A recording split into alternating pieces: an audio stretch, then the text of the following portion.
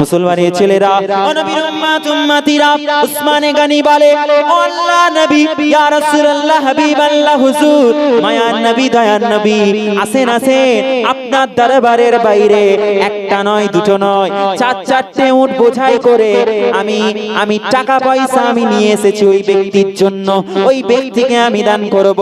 একবার আপনার কথা বলেছে, দুইবার বলেছে, তিনবার বলেছে, চারবার বলেছে। এই চারবার বলার কারণে ইয়া রাসূলুল্লাহ হাবিবাল্লাহ আমি চারটে উট বোঝাই করে তার জন্য ধন সম্পদ এনেছি। আল্লাহর নবী দয়ার নবীর দরবারে ওই অসহায় ব্যক্তিটা বসে বসে বসে বসে সবকিছু শুনছিল। আল্লাহর নবী বলে ও আব্দুল্লাহ ইয়া আব্দুল্লাহ হে আল্লাহর বান্দা যাও চলে যাও, তোমার জন্য ওসমান চারটে উট বোঝাই করে ধন সম্পদ নিয়ে এসেছে, এইগুলো সব তোমার সব তোমার। আল্লাহর নবীর কদম মোবারকে ওই ব্যক্তি এসে পড়ে গেল, কদম মোবারক ধরে বলতে লাগলো ইয়া রাসূলুল্লাহ ইয়া হাবিবাল্লাহ হুজুর আমার দুনিয়া ধন সম্পদ লাগবে না, আল্লাহর নবীর নাম শুনে যদি কোনো ব্যক্তি চারটে উট বোঝাই করা ধন সম্পদ এনে আল্লাহর নবীর কদমে হাজির করে দেয়, আমি কি পারবো না আল্লাহ নবীর হাতে হাত দিয়ে কলেমা পড়তে? না ইয়া রাসূলুল্লাহ হাবিবাল্লাহ আমি চাই না আপনি যে দয়ার নবী মায়ার নবী হায়াতুন নবী, আপনি যে আল্লাহর নবী, আল্লাহ যে আপনাকে বলেছে ইয়াসিন, আল্লাহ যে আপনাকে বলেছে তাহা, আল্লাহ যে আপনাকে বলেছে মুজাম্মিল, আল্লাহ যে আপনাকে বলেছে মুদাসসির, আল্লাহ পাক আপনার জন্য বলেছে রাহমাতাল লিল আলামিন। আপনি আল্লাহ পাক রব্বুল আলামিনের হুকুম আমি আজ বাস্তবায়ন করলাম। আপনি যে দ্বীনের দাওয়াত দেন আর বলেন কলেমার কথা, আর দেরি করব না এই চারটে উট বোঝাই করা ধন সম্পদ আপনি বলে দেন, হুকুম দিয়ে দেন, तमाम অসহায় মানুষদের মধ্যে বন্টন করে দেন। আমি এই সব কিছু চাই না, আপনার হাতে হাত দিয়ে আমি নূরের কলেমা পড়ে মুসলমান হয়ে যেতে চাই। বলেন সুবহানাল্লাহ। ইয়া রাসূলুল্লাহ আমাকে কলেমা পড়িয়ে নেন। আল্লাহ নবী সঙ্গে সঙ্গে কি করলেন, তাকে পড়ালেন, কলেমা পড়ালেন। ওই ব্যক্তি ঈমানের কালমা পড়ে মুসলমান হয়ে গেল। জোরে বলুন না সুবহানাল্লাহ। মুসলমানের ছেলেরা ও নবীর উম্মত উম্মতিরা তাই তো নবীর দামান ধরতে হবে। আর আল্লাহর নবী যাদেরকে ধরার কথা বলেছেন আল্লাহর নবী উদাহরণ স্বরূপ আল্লাহর নবী জানিয়ে দিয়েছেন মান কুনতু মাওলা ফাহাযা আলিউন মাওলা। আমি রাসূলুল্লাহ সাল্লাল্লাহু আলাইহি ওয়াসাল্লাম আমি তোমাদের মাওলা, আমি যার যার মাওলা, আমি যার যার অভিভাবক। আমার আলী যে কিনা আল্লাহর বাইতুল্লাহ শরীফ কাবা শরীফে জন্মগ্রহণ করেছে, যেই আলী ছোট থেকে আমি রাসূলুল্লাহ আমার সহবতে থেকেছে, আমার সংস্পর্শে থেকেছে, সেই আলী হলো তোমাদের অভিভাবক। আমি রাসূলুল্লাহ জানিয়ে দিলাম আনা মদিনাতুল ইলম ওয়া আলিউন বাবুহা। আমি রাসূলুল্লাহ হলাম একটা বিশাল জ্ঞানের আমি রাসূলুল্লাহ হলাম জ্ঞানের নগরী, জ্ঞানের শহর। আর আমার আলী ওয়া আলিউন বাবুহা, আমার আলী হলো সেই জ্ঞানের নগরী প্রবেশ করার একটা দরওয়াজা। আলীকে ধরো। মুসলমানের ছেলেরা ও নবীর উম্মত উম্মতিরা আমার আল্লাহ পাক কুরআনুল কারীমে আমার আল্লাহ পাক রব্বুল আলামিন স্পষ্ট ভাবে জানিয়ে দিলেন বিসমিল্লাহির রহমানির রহিম।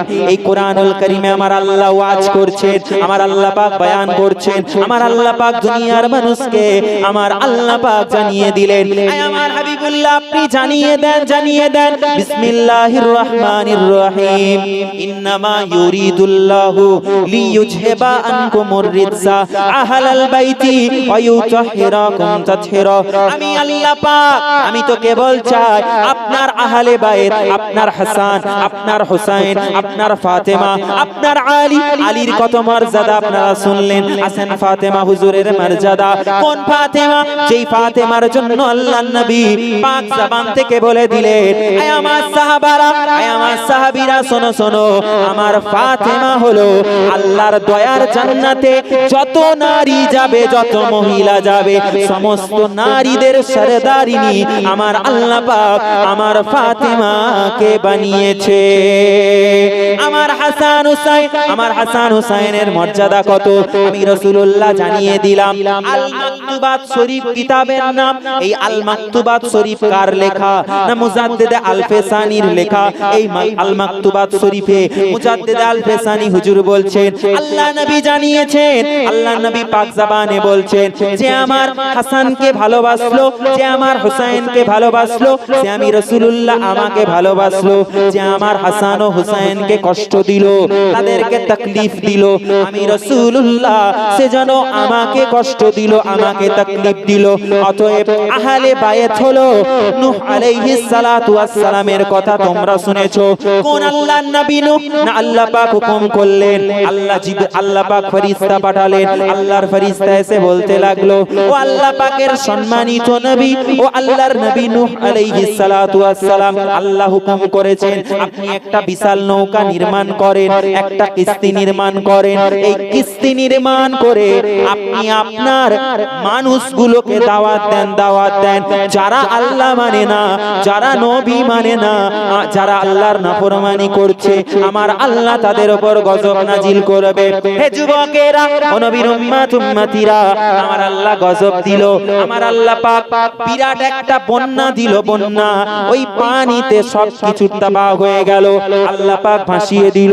বেঁচে গেল তারা যারা নূহ আলাইহিস সালামের নৌকায় আরোহণ করলো।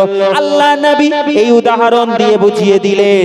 আল্লাহ নবী বললেন, নূহ আলাইহিস সালাতু ওয়াস সালামের কিস্তি, সেই কিস্তিতে যারা আরোহণ করেছিল, যেমন পরিত্রাণ পেয়ে গিয়েছিল, বেঁচে গিয়েছিল, আমার আহলে বায়াত, আমার পরিবার, তারা হলো নূহ আলাইহিস সালাতু ওয়াস সালামের কিস্তির সমতুল্য, কিস্তির মতো।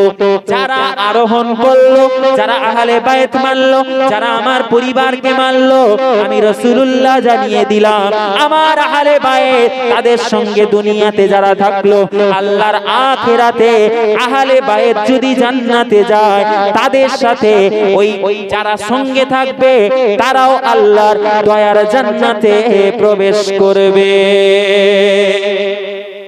তাহলে মানতে হবে কি হবে? নবীর দরবারে যেতে হবে কি হবে না?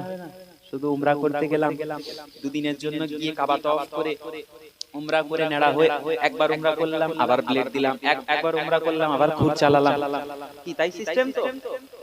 তো এই করে চলে এলে হবে? আল্লাহর নবীর দরবার যেতে হবে না? মা বাইনা মিনবারি রাউজাতি ওয়া রাউজাতুন মির রিয়াজুল জান্নাত, ওই জান্নাতের বাগানে বসে জান্নাতুল ফিরদাউস রাসূলুল্লাহর দরবারে বসে আল্লাহর কাছে দোয়া চাইতে হবে কি হবে না? ওসিলা দিয়ে দোয়া চাই। আমরা ওলি ভক্ত, আমরা মাযহাব মানি, আমরা তরিকা পন্থী, আমরা তাসাউফ পন্থী মানুষ। আমরা আল্লাহ পাক রব্বুল আলামিনের যুগে যুগে আল্লাহ পাক যেমন ওলিল আমর পাঠান, আল্লাহ পাক রব্বুল আলামিন যেমন ওলিদেরকে পাঠান, সেই ওলিদের সোহবতে থাকি, বসি, তিনাদের সোহবতে বসে আমরা তরিকার কথা শিখি, তরিকার সোহবত। জোরে বলেন ঠিক কি না? আজও আপনাদের মহল্লায় মসজিদ আছে, বৃহস্পতিবার দিন, শুক্রবারের রাতে বসে যাও, আল্লাহর বান্দারা বসে বসে একটু আল্লাহ আল্লাহ আল্লাহ আল্লাহ করো, নবী নবী নবী নবী করো। আমার আল্লাহ পাক যদি খুশি হয়ে যায়, আল্লাহ নবী বলেন আমাদের শরীরে আল্লাহ পাক যে কল্ব দিয়েছে, এই কল্ব যার পরিষ্কার, বান্দার গোটা শরীরটা যেন পরিষ্কার হয়ে গেল। জোরে বলুন না সুবহানাল্লাহ। তোমার চামড়া কালো কিন্তু কল্ব পরিষ্কার, আল্লাহ বলছেন আমি ওই কল্ব দেখবো, আমি চামড়া দেখবো না। তুমি ফেয়ার এন্ড লাভলি মাখবে না, তুমি মামা আর্থ মাখবে না, তুমি ল্যাকমি মাখবে, তুমি কি মাখবে আমি জানি না, আমি তোমার কল্ব দেখবো। কি দেখেন আল্লাহ? অন্তর দেখেন, যে তুমি অন্তর থেকে হুজুরের তাকরীর তুমি অন্তর থেকে শুনেছো না তুমি কান দিয়ে শুনেছো। কিছু মানুষ আছে দেখবেন কান দিয়ে শুনে এরকম করে ঘুমায় মজলিসে, চাদরটাকে ঠিক মাথায় দিয়ে দিল, দিয়ে এরকম করে ঘুমাচ্ছে। যখনই হুজুর বলে কথা বলো ঠিক কি না, ঠিক ঠিক ঠিক ঠিক ঠিক শুনেনি, বলছে যখনই বলছে ঠিক সুবহানাল্লাহ সুবহানাল্লাহ, শুনেনি কিসে সুবহানাল্লাহ বলতে বলছে, শুনে। আল্লাহ নবী দন্ত মোবারক শহীদ হয়ে গেছে উহুদ প্রান্তরে, জোরে বলো, বলছে সুবহানাল্লাহ। কোথায় কি বলতে হবে আমরা জানি না। একবার দরুদ শরীফ আল্লাহুম্মা সাল্লি আলা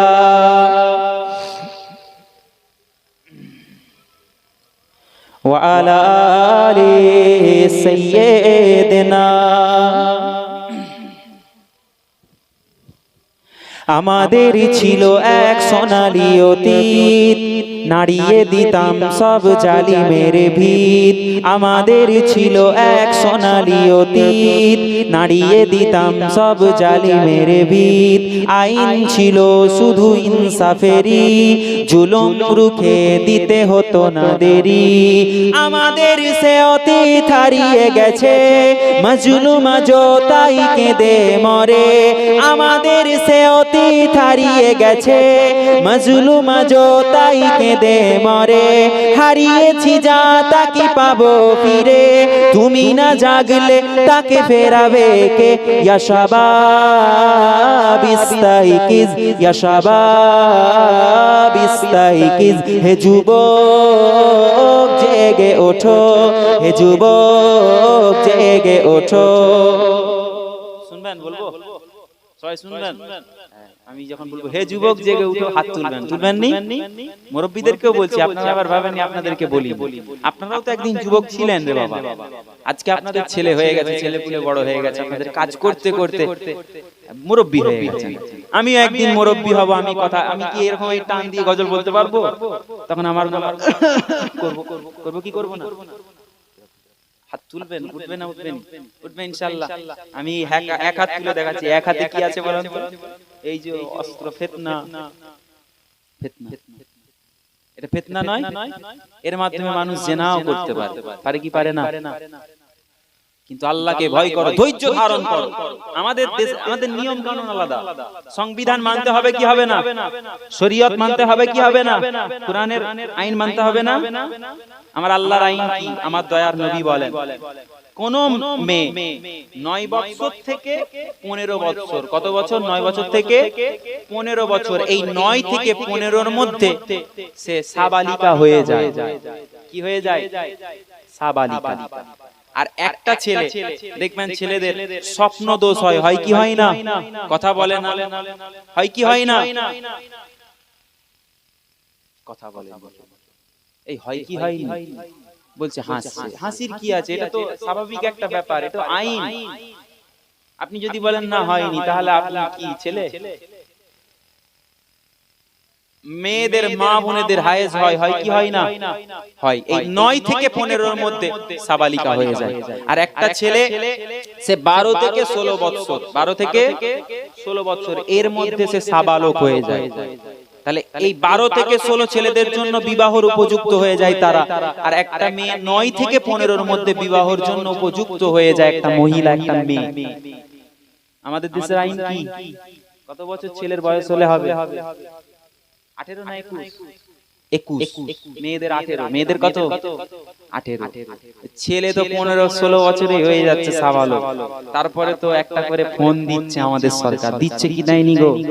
12,000 টাকা করে নাকি? 12,000 করে।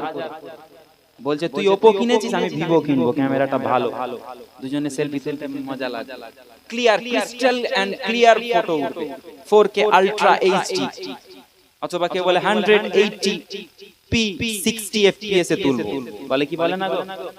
আরে আমিও তো হুজুর মানে কি একবার এসে গবেট নাকি? ইংরেজি পড়েছি তো আমি। কথা বলে।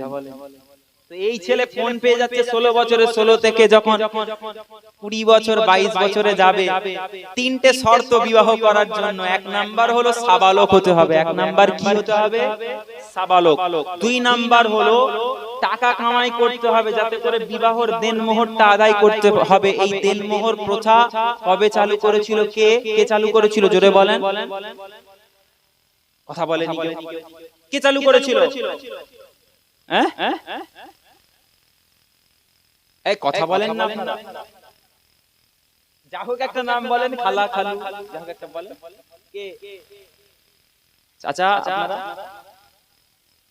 আল্লাহর নবী। এই তো চাচা তো একটা বলেছে, এই দেনমোহর আমার আল্লাহর আইন, আমার আল্লাহ। যখন আদম আলাইহিস সালাতু ওয়াস সালাম জান্নাতের মধ্যে আছে, দেখছে পায়ের শব্দ, কে হেঁটে হেঁটে একজন সুন্দর নারী চলে যাচ্ছে, আমাদের মা, আমাদের কে? আমাদের আম্মা জান হেঁটে হেঁটে যাচ্ছে। আদম আলাইহিস সালাম বলছে কি ব্যাপার, এই জান্নাতে তো আমি একা, আল্লাহ আমার ভিতরে রূহ দিয়েছে, আমি তাকিয়েই দেখি চারিদিকে শুধু লা ইলাহা ইল্লাল্লাহ মুহাম্মাদুর রাসূলুল্লাহ, লা ইলাহা ইল্লাল্লাহ মুহাম্মাদুর রাসূলুল্লাহ। চারিদিকে জান্নাতে প্রবেশ করলাম, জান্নাতের হুরেদের কপালেও দেখি তাই লেখা, জান্নাতের পাতায় পাতায় দেখছি লা ইলাহা ইল্লাল্লাহ মুহাম্মাদুর রাসূলুল্লাহ সাল্লাল্লাহু আলাইহি ওয়াসাল্লাম লেখা। এটা আবার কি? এটা আবার কি? আল্লাহ বলছে আদম ওটা হারাম তোমার জন্য, কেন যাচ্ছ ওর পিছন পিছন? আল্লাহ সামলাতে পারছি না, বলছে হালাল করতে চাও? বলছে আল্লাহ পারছি না, আর তাড়াতাড়ি ব্যবস্থা করে দেন। আল্লাহ পাক রব্বুল আলামিন তখন বললেন ঠিক আছে বিবাহ করো, নিকাহ করো। নিকাহ, আল্লাহ কি নিকাহটা আবার কি খায় না মাকে না কি করে গায়ে পরে পোশাক? বলছে না নিকাহ বিবাহ করো, হালাল একটা তোমার জন্য একটা হালাল রাস্তা তাকে পাওয়ার জন্য এটা অবলম্বন করতে হবে, পন্থা এটা। আল্লাহ ঠিক আছে ব্যবস্থা করে দেন। জিবরাইল আলাইহিস সালাতু ওয়াস সালামকে আমার আল্লাহ পাক উকিল বানালেন। আপনাদের বিয়েতে উকিল থাকে কি থাকে না? সাক্ষী থাকে কি থাকে না? এখন ছেলেদের উকিল সাক্ষী লাগে না, বলছে চলো তুমি আমি দুজনে আর চলে যাব গিয়ে আমাদের বিয়ে হয়ে ফোনে বলছে বলো কবুল। একবার বলেছে, বলছে আবার বলো কবুল। দুবার বলেছে, বলছে আরেকবার বলো কবুল। বলছে এবার বিবাহ হয়ে গেছে। বলে কি বলে না এই হচ্ছে সমাজে না হয়নি? বাবা এরাও জানে। তোমরা শুনেছো নাকি বড় বড় দাদাদের? আমাদের মুখটা দেখতে শুনেছো না? শুনোনি? শুনেছো না? হ্যাঁ, দাদাগুলো খুব চালাক। দূর থেকে ভাবছে আমরা পার পেয়ে যাব, কথা তো সব মিলে যাচ্ছে, লেগে যাচ্ছে, যার গায়ে লাগবে সে এসে শোনেন আমার ভাইয়ের, আমার বাবাজিরা, আদম আলাইহিস সালাতু ওয়াস আমার আল্লাহ পাক উকিল বানালেন জিবরাইল আলাইহিস সালাম। আল্লাহ পাক বানিয়েই বললেন আদম তুমি যে বিয়ে করবে হাওয়া তোমার হয়ে যাবে, কিন্তু এর পরিবর্তে তাকে কিছু দিতে হবে। তো কি? আল্লাহ দিন মোহর। তাহলে এই সিস্টেম কে চালু করেছেন? এটা আল্লাহর বিধান, মানতে হবে। হবে কি হবে না? যদি আমি বলি না মানতে হবে না, আমার বলাতে আমি মুকাররিম, আমি যদি বলি না মানতে হবে না, মানবেন? আল্লাহর বিধান মানতেই হবে। আবার আমাদের সমাজের প্রথা আরেকটা প্রথা হচ্ছে দেনমোহর। কথার অর্থ কি জানেন? মেয়ের দাবিকৃত অর্থ ঠিক করবে কে? মেয়ে। এই এনগেজমেন্ট হয় না আমাদের, এনগেজমেন্ট সেরেমনি হয় না, বিবাহের আগের একটা অনুষ্ঠান হয়, কেউ বলে আশীর্বাদী, কেউ বলে এনগেজমেন্ট, বলে কি বলে না? তো এতে দেখবেন এর পরেতেই ছেলে মেয়ের নাম্বার দেওয়া নেওয়া হয়ে গেল, বলছে অর্ধেক বিয়ে হয়ে গেছে। আমার ভাইরা, আমার বাবাজিরা, যতক্ষণ না উকিল এসে, যতক্ষণ না সাক্ষী দিয়ে আপনি বিবাহ করছেন, খুতবা পাঠ হচ্ছে, দোয়া মজলিস হচ্ছে, আপনার বিবাহ ততক্ষণ পরিপূর্ণ হয় না। তার আগে আপনি কথা বলছেন, এটাও কি চলবে? আসতে বলছেন কেন? যা হবে একটা হয় হ্যাঁ, না হয় না, হুজুর চলবে। কোনটা? না। হ্যাঁ, আমরা আল্লাহর বান্দা, আমরা আল্লাহর সৈনিক। কার সৈনিক? ভাবছে ফিলিস্তিনের মানুষকে শহীদ করে ওরা পার পেয়ে গেছে, আমরা হলাম আল্লাহর সৈনিক, তারা হলো আল্লাহর সৈনিক। কার সৈনিক? হ্যাঁ, ওরা ভাবছে তোমাদের শহীদ করে ভেঙে দেবে আমাদের মনোবল, ওরা জানে না যে আমরা চিরনির্ভীক আল্লাহ তাআলার সেনা দল। ওরা ভাবছে তোমাদের করে দিলে শেষ, হেরে যাবে সত্যের বাহিনী, ওরা জানে না যে তোমরা জীবনকে নয় মরণকে আরো ভালোবাসো। ঠিক কিনা ভুল? তারা বুক পেতে দিচ্ছে, বলছে আয় গুলি মার, বলছে জীবন দিয়ে দেব, ঈমান কখনো দেব না। জোরে বলুন সুবহানাল্লাহ। তাদের মুখে একটাই কথা, গুলি চালাচ্ছে এই দিক থেকে আর এদিকে ওরা পড়ছে আশহাদু আল্লা ইলাহা ইল্লাল্লাহ ওয়া আশহাদু আন্না মুহাম্মাদার রাসূলুল্লাহ। জোরে বলুন সুবহানাল্লাহ। তাহলে বিবাহ ততক্ষণ হবেনি পরিপূর্ণ যতক্ষণ না ইমাম আসছে, উকিল আসছে, সাক্ষী হচ্ছে, বিবাহ হলো। আচ্ছা আচ্ছা, আল্লাহ বলছে তাহলে দেনমোহর আদায় করতে হবে। দেনমোহর মেয়ে ঠিক করবে। আমাদের দেশের পন্থা হলো ছেলে কি করে গো? উকিল জিজ্ঞাসা করছে ছেলে কি করে? ইমাম সাহেব জিজ্ঞেস করছে না আমার ছেলে ইঞ্জিনিয়ার। কত দেনমোহর হবে তাহলে? আরে ওকে কেন জিজ্ঞাসা করছো? মেয়েকে গিয়ে পর্দার ভিতরে জিজ্ঞেস করো, মেয়ে বলবে। ছেলে ইঞ্জিনিয়ার, ছেলের ধরেন বৎসরে আয় হচ্ছে আপনার 10 লাখ টাকা, কি 5 লাখ টাকা, এই 5 লাখের ধরেন 1 ভাগ সে দিয়ে দিল, 1 লাখ কি 1.5 লাখ দিয়ে দিল। এটা তো মেয়ের প্রাপ্য, মেয়েকে দিবে, মেয়ের দাবিকৃত অর্থ, মেয়ে এটা পাওয়ার যোগ্য। তুমি 3000 টাকা দিয়ে বুঝিয়ে দিলে যে তোমার যোগ্যতা নাই। আবার অনেকে বলে আচ্ছা তুমি আমাকে ভালোবাসোনি কেন বলো তো, ওই যে দেনমোহর ঠিক করা হবে, তুমি আমাকে মাফ করে দিবে না। ওরে আমার কলিজা, আচ্ছা ঠিক আছে যা, এটাও চলবে না, এটাও হারাম, আপনি কেন শিখিয়ে দিবেন? যদি স্ত্রীর মন চায় আমার স্বামীকে আমি মাফ করে দিব, অনেকে বলে আমি আমার স্বামীকে মাফ করে দিচ্ছি, আমার দেনমোহর লাগবে না, এটাও কি চলবে কি চলবে না? জোরে বলেন। স্ত্রী যদি মাফ করে দেয় চলবে কি চলবে না? চলবে না বলছেন না, তাহলে উল্টো পাল্টা জায়গায় উল্টো পাল্টা জায়গায় মানলে মুসলমানের ছেলেরা ও নবীর উম্মত উম্মতিরা, আমার আল্লাহ পাক রব্বুল আলামিন জানিয়ে দিলেন আয় আদম হাওয়াকে তুমি দেনমোহর দাও, দেনমোহর দাও, দেনমোহর আদায় করো, বিবাহ করো, তোমার জন্য আমি আল্লাহ হালাল বানিয়ে দেব, তোমার জন্য জায়েজ বানিয়ে দেব। ওই সময়তে আদম আলাইহিস সালাতু ওয়াস সালাম বলতে লাগলেন ও আমার আল্লাহ পাক, আমি আদম, আমার তো কেউ নাই, আমার তো কিচ্ছু নেই, আমি কিভাবে দেনমোহর আদায় করব? ওই সময়তে আল্লাহ পাক জানিয়ে দিলেন আমার আরশে মুআল্লায়, আমার জান্নাতের পাতায় পাতায় তুমি আদম যার নাম দেখেছো লা ইলাহা ইল্লাল্লাহ মুহাম্মাদুর রাসূলুল্লাহ সাল্লাল্লাহু আলাইহি ওয়াসাল্লাম, আমার হাবিব, আমার বন্ধুর নাম তোমার স্মরণ আছে। আদম আলাইহিস সালাতু ওয়াস সালামকে আমার আল্লাহ শিখিয়ে দিলেন আয় আদম শোনো শোনো, আমি আল্লাহ জানিয়ে দিলাম তুমি আমার হাবিবুল্লাহর উপরে একবার নয়, দুইবার নয়, 10 বার দরুদ পাঠ করে নাও, আমি আল্লাহ পাক সেটাই তোমার বিবাহর দিনমোহর নির্ধারিত করে দেব। দরুদ আদম আলাইহিস সালাম দরুদ পড়ছেন, আমার আল্লাহ পাক বললেন যাও হাওয়া তোমার জন্য আমি আল্লাহ হালাল করে দিলাম। জোরে বলুন না সুবহানাল্লাহ। তাহলে আমরা আল্লাহ শুনবেন কি শুনবেন না? হাত উঠবে কি উঠবে না? জোরে বলেন উঠবে কি উঠবে না? কার কার উঠবে হাত তুলে তাকবীর দেন, নারায়ে তাকবীর, নারায়ে তাকবীর। ফাঁকি বাজগুলো বসে আছে সব এরকম করে বলছে আস্তাগফিরুল্লাহ, তওবা পড়ে বসেছে, কেউ হাত তুলে নি তো।